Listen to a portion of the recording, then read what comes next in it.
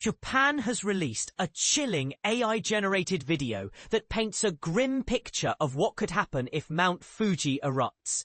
This haunting simulation shows volcanic ash blanketing Tokyo within hours of an explosion, starting with a woman receiving a phone alert, followed by a narration that warns, "The moment may arrive without any warning."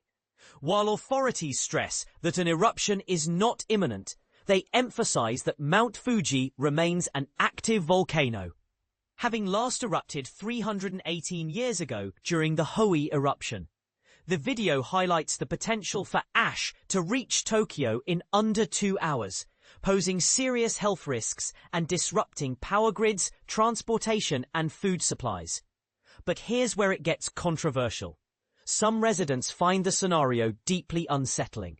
One social media user, identifying as Mayotan, described the prospect of volcanic ash causing chaos in the Tokyo metropolitan area as terrifying. Another user, Sue, echoed concerns about preparing for such a disaster, listing essentials like a cassette stove, flashlight, water, and food, noting that losing power during Japan's sweltering summers would be especially challenging. Critics argue the government's approach is overly alarmist, with one user, Chomin Consul, suggesting the warnings are used to stir fear and create a sense of urgency. Yet, authorities have long urged residents near Mount Fuji to stay prepared, advising them to stockpile a 2-week supply of essentials in case of a large-scale eruption.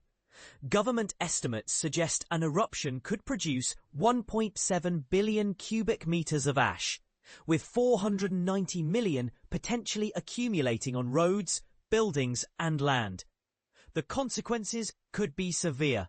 Weakened structures might collapse, train services could halt, and roads could become impassable if ash accumulations exceed 3 centimeters. Power lines could also be damaged, cutting electricity to affected areas. The potential economic toll of such an event has been calculated at up to 2.5 trillion yen, around $26 billion, raising questions about whether these warnings are necessary or if they're overreaching. What do you think? Are these preparations justified, or is the government unnecessarily creating panic?